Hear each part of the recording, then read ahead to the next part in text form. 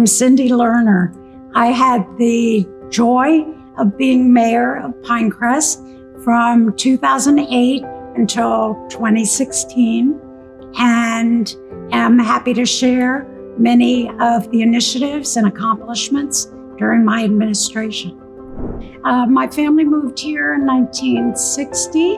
Both my parents had gone to undergrad, moved away after graduation and came back for law school, moved into what is now Pinecrest, and I started 4th grade in Palmetto Elementary School, went on to what was then called Palmetto Junior High and then Palmetto Senior High. So I have been living here primarily since 1960.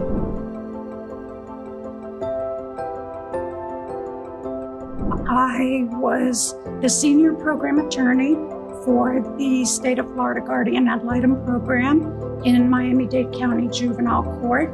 I stayed in that program as the attorney representing abuse and neglected children. Over the course of that period of time, I came to realize that the court system, the child welfare and foster care system, all of it was dysfunctional. It was not meeting the needs of these children who had such severe issues and problems.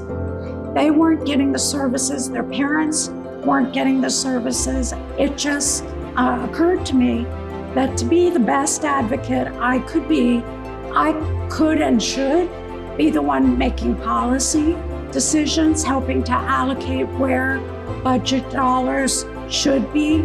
And at that point, I decided I wanted to run for the legislature. I wanted to be that person who could push for better laws, more protective environments and resources. And eventually I ran for the Florida House of Representatives.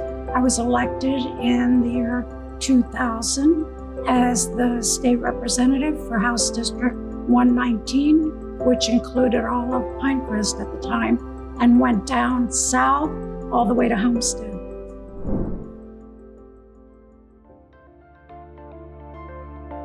After serving in the House of Representatives, running for mayor had not occurred to me. It was only after several hundred of us in Pinecrest came together because we were not happy about the direction that the then mayor and council wanted to go to try to provide the financing for a potable water system. And the financing that was being proposed was actually a $20,000 per home assessment. Not only did nobody want to pay the $20,000 assessment, most of us didn't even want the potable water. We were very happy with our well water. We were successful in getting the council to drop that idea.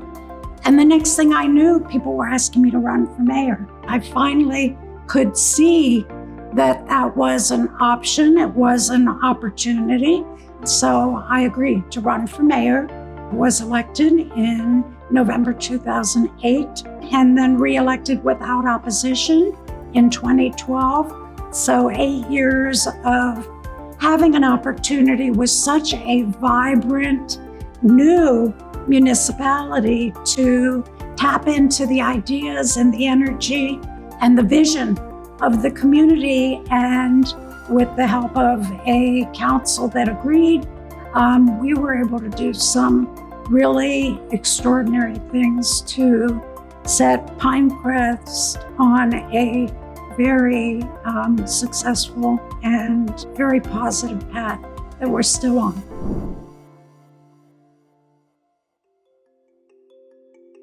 When I was elected, the planning and vision for what to do with this amazing property had not yet been determined. It just seemed like there were tremendous possibilities here. We decided to bring in a consultant from out of state that did entertainment, programming, assessment, and master planning. And they assessed the community and basically said, if we build it, if we create it, will you come? And the community said, yes, we will. So we invested and put in sound system, lighting, new seating, a stage. And because there was so much programming and opportunity that could be accomplished here, we realized it was really important that it became its own entity. So we hired a director for Pinecrest Gardens and created its own budget and set about to bring in a whole series of cultural arts programming. We now have a very highly successful jazz series. We show dance programs and all kinds of theatrical programs as well. It is now known as a cultural arts venue. People come from all over to enjoy the cultural arts that are provided here now.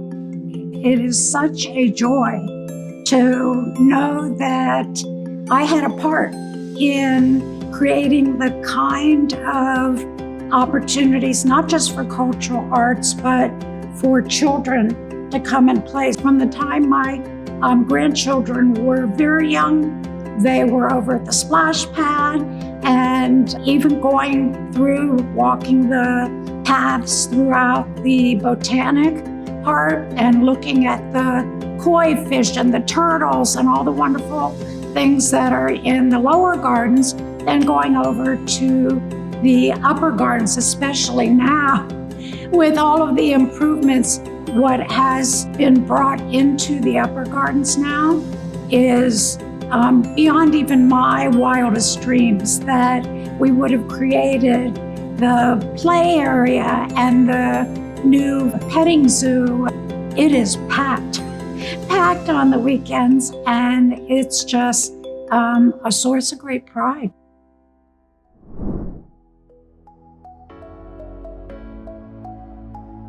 The Pinecrest Pioneers Luncheon is provided to our residents 80 and older twice a year in June and in December. And we've been doing it since, I think, 2010 was the first year we had an official luncheon.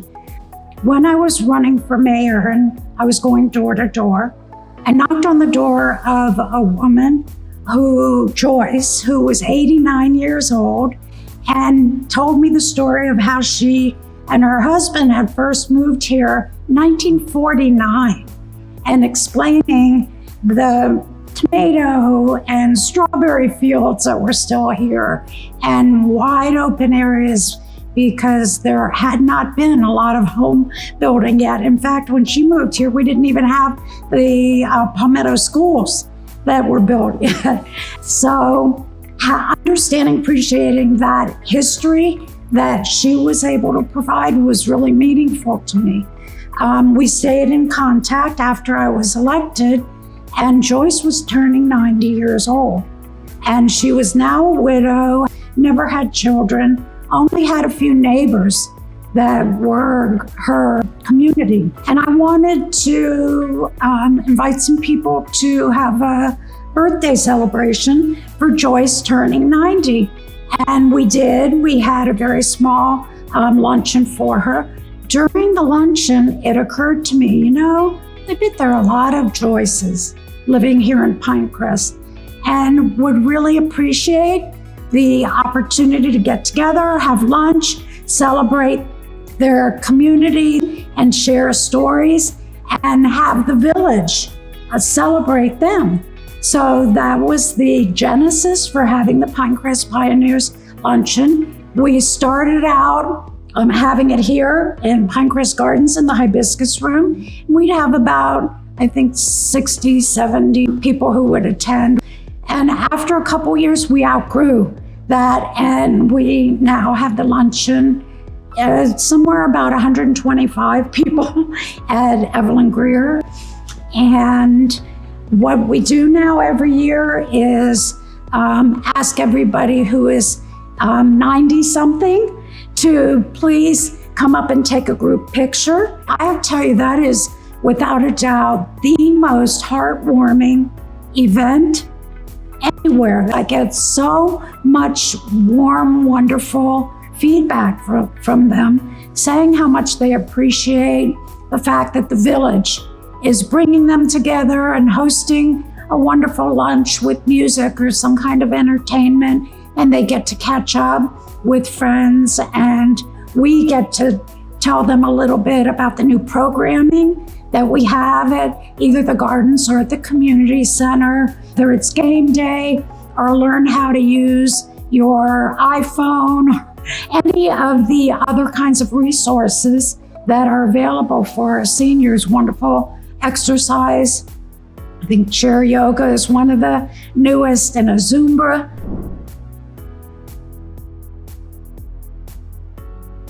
Shortly after I was elected, one of the residents here had heard about youth councils being implemented in other cities. So she came to me and asked if we could start one up here in Pinecrest. And we did a little bit of research and found that the Florida League of Cities hosts a program to cities all over the state of Florida. And we found where there were other youth councils that were in existence and took the best practices standards from that. So within the first year of my administration, we put out the word to the middle school and the high schools that we were going to be setting up. What the program would consist of was creating an opportunity for students who were selected to serve a year learning about their local government, and then being able to act as ambassadors to other youth. We want to hear ideas from them and get their input so that we can offer the kind of programming that will provide our youth with a stimulating environment right here in their own community. We've done local events early on the first couple of years. We decided we wanted to participate in the Coral Gables Junior parades, and we created floats to participate in the parade. So this was in the year 2012. We got an award. The Youth Council, with a little bit of help from Pinecrest Public Works Department, helped us build our own float and participate in the parade. It was so much fun. I think I had as much fun, and getting an award for it. So this was presented to Village of Pinecrest Youth Advisory Council for the best use of earth-friendly design in the 63rd annual Junior Orange Bowl Parade, Coral Gables, January 2nd, 2012. So we did that for a few years, and it was a wonderful opportunity to show some leadership and really engage with the village in our programming.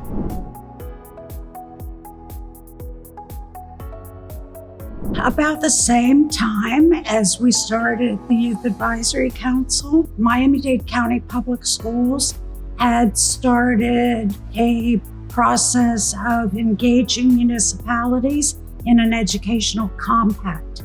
And Pinecrest did not have one yet. So that was an exercise that we were involved with Miami-Dade County Public Schools and the village to come up with some established goals that we each wanted to accomplish, and what role they as a governmental entity and Pinecrest as a governmental entity would collaborate. And we signed the compact.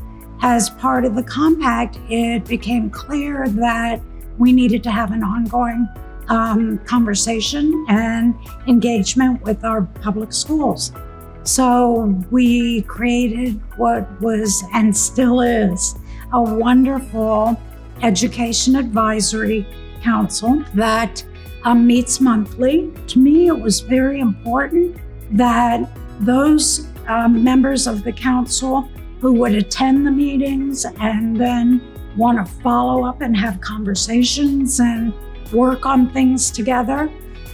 Coming to those meetings every month are the principals of our 5 public schools: Palmetto Elementary, Middle School and High School, and Pinecrest Elementary and Howard Drive Elementary. They are all serving the Village of Pinecrest residents. Not only do we have the principals themselves attending every month, we have the PTA presidents of each of the 5 schools. We have our school board member, the district representative, and region representative all attend those meetings. They are open meetings for anybody else who would want to.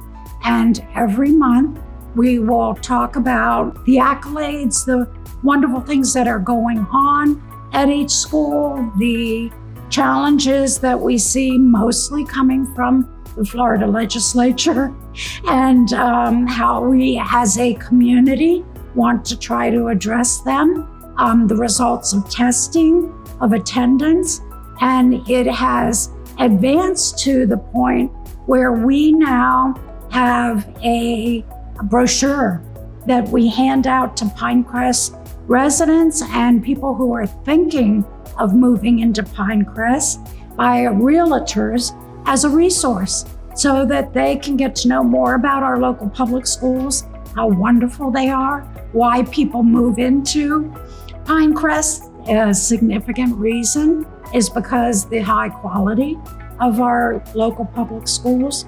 So the Education Advisory Council and the Education Compact, hand in hand, have helped us to keep advancing the quality of education, the quality of parental engagement, and more important, I think, in a community like this, is the quality of engagement by the Village of Pinecrest with our schools.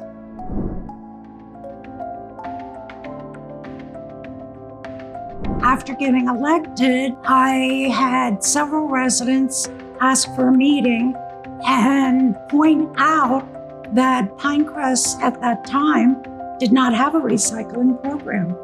And they thought we needed to have recycling in our parks, and any kind of government building should have recycling. And I said, that is a great idea. That was the genesis for creating a green task force to get other great ideas from our residents and put together additional programming. So much of it came just kind of bubbling up from residents who had their own vibrant community, because it was just a matter of tapping into their ideas and empowering them through what we could do as a council to make those things happen.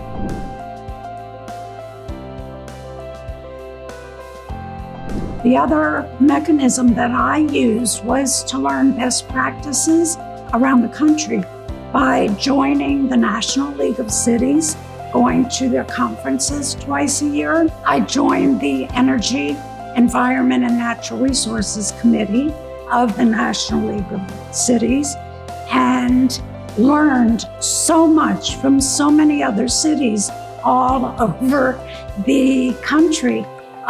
They would host a conference in a selected city every year, and that city would highlight the wonderful things that they were doing, especially around sustainability or environmental issues. And I felt frequently like I was a human sponge, and I would soak up all this great information I was learning about from other cities, come back here to Miami, and then I would squeeze out these ideas. Of course, I'd want to share it with our other sister and neighboring municipalities, but what I knew could be done, I would get done here in Pinecrest. So that was part of why it was such a joyous experience.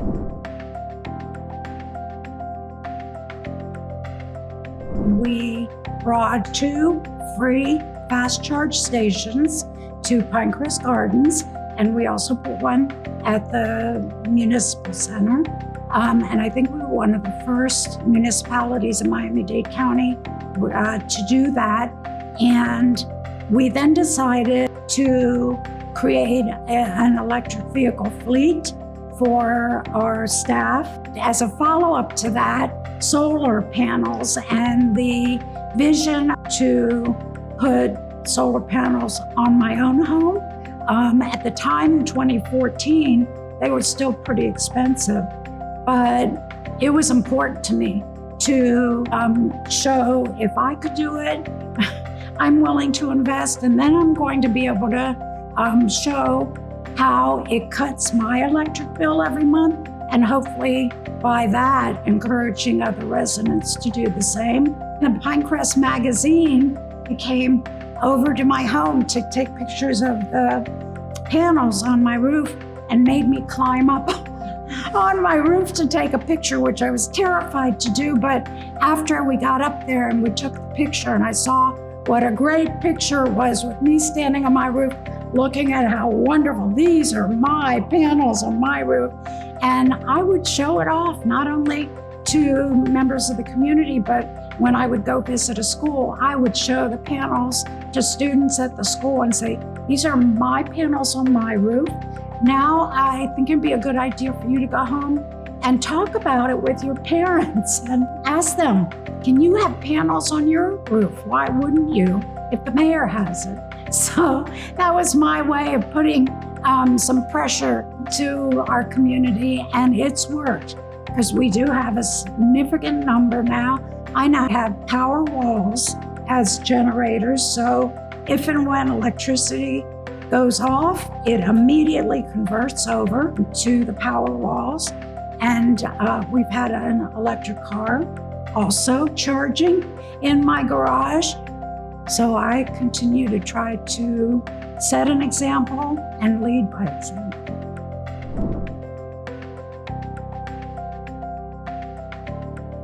We know that areas like Seattle are way ahead of the curve.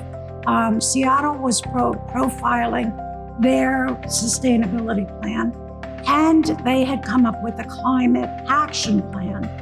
And again, I just immediately realized, being in ground zero as we are in South Florida for the impacts of extreme climate that we continue to experience more frequently, stronger storms every year, that it was important that we create our own climate action plan. So I did.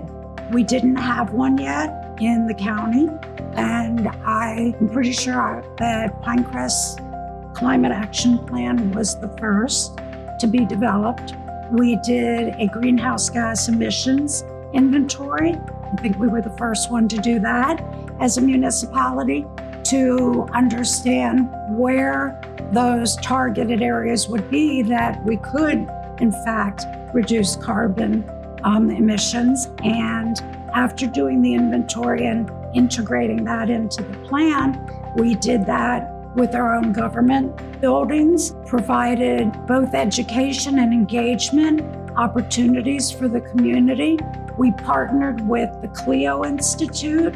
Carolyn Lewis had founded a climate literacy nonprofit organization that was really taking a lead and doing programming all over the county. She was doing workshops and engaging all over the county in ways to understand your impact, your carbon footprint on the atmosphere, and why we were having these extreme climate changes. And with Carolyn and the Clio Institute's help, we did a number of town hall meetings and workshops. She was able to bring in the EPA administrator, McCarthy, at the time to do a presentation here. The U.S. Senator Sheldon Whitehouse came in for a town hall meeting. We had national involvement, national leadership, which put us on a leadership trajectory in Pinecrest to really advance our goals, to understand what our carbon footprint was. We did greenhouse gas inventory, understand not only as a government what we could do in our own government buildings in Pinecrest, but what homeowners could do, how to reduce your impact of use of fossil fuels and use more transit systems. We had the circulator that had a significant reduction in vehicle miles traveled within Pinecrest.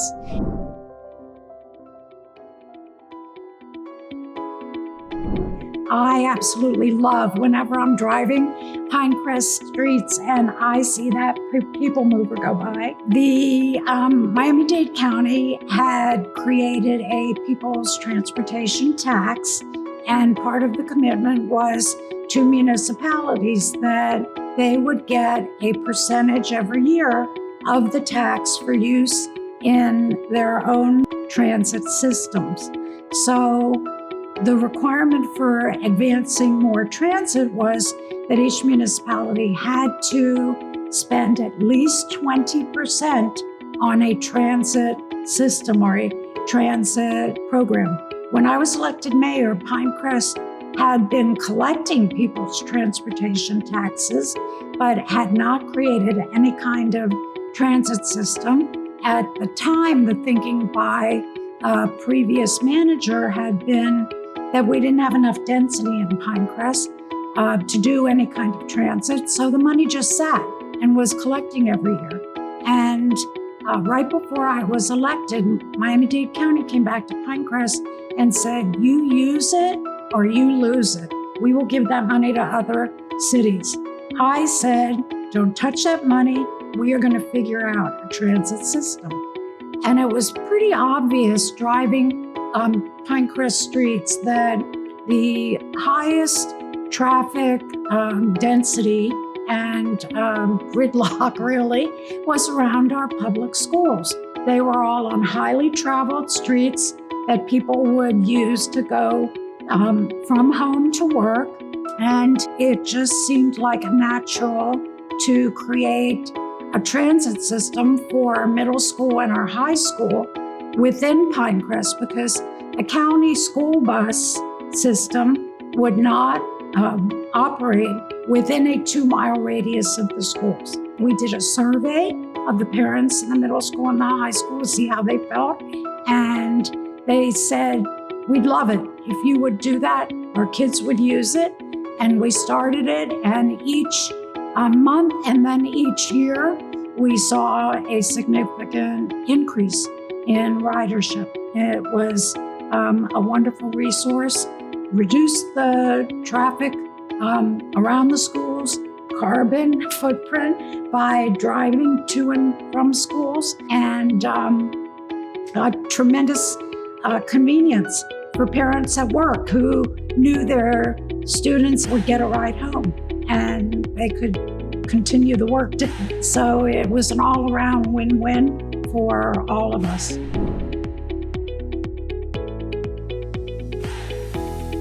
When I was first elected, the village was only 12 years as a municipality, so there were a lot of things that needed to be initiated, and a stormwater master plan was one of them. I had learned that the National Flood Insurance Program, as an incentive for stormwater planning in local government, would provide reductions in flood insurance premiums to homeowners. So that made a lot of sense. That it was important for us to have an assessment of where there was flooding. We are very low-lying, which naturally will flood in more than a hurricane, but in heavy rain, we flood in different areas. So we had to assess what kind of drainage would be the most effective. And we did a master plan, and then we've improved that master planning every couple of years. You don't see floods on Pinecrest streets anymore, and our flood insurance premiums have gone down. Every time we get a new assessment, it reduces homeowners' premiums. So another great advantage to include in climate action.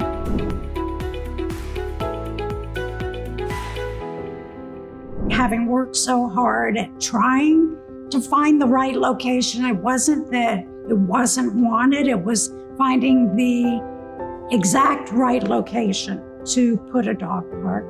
And that idea too came from a resident.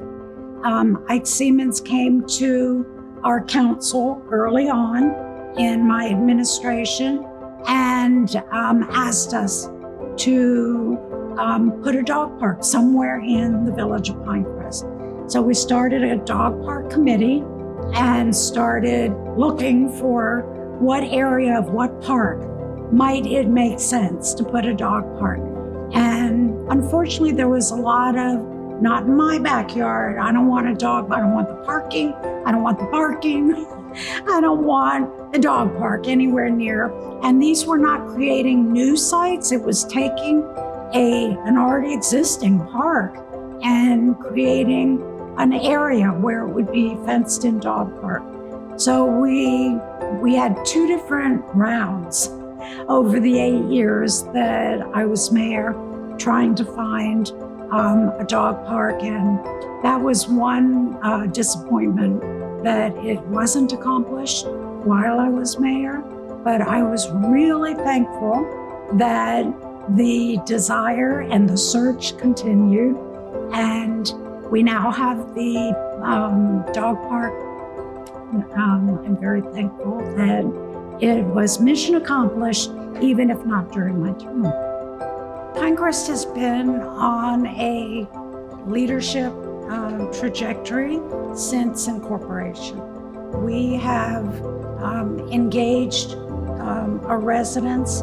We have tremendous opportunities in the future to continue to engage our residents. I hope we still have a youth advisory council and the education engagement and support for our public schools, the community support for all of our parks. I'd like to see more parks throughout Pinecrest. Many municipalities have what are known as pocket parks that you can just walk to, a much smaller area, but it's got a little playground and benches and opportunities for neighbors to sit and talk and share. That's getting harder as new people move in and fewer people are out and about. So I hope we do more to create tree canopy and green space and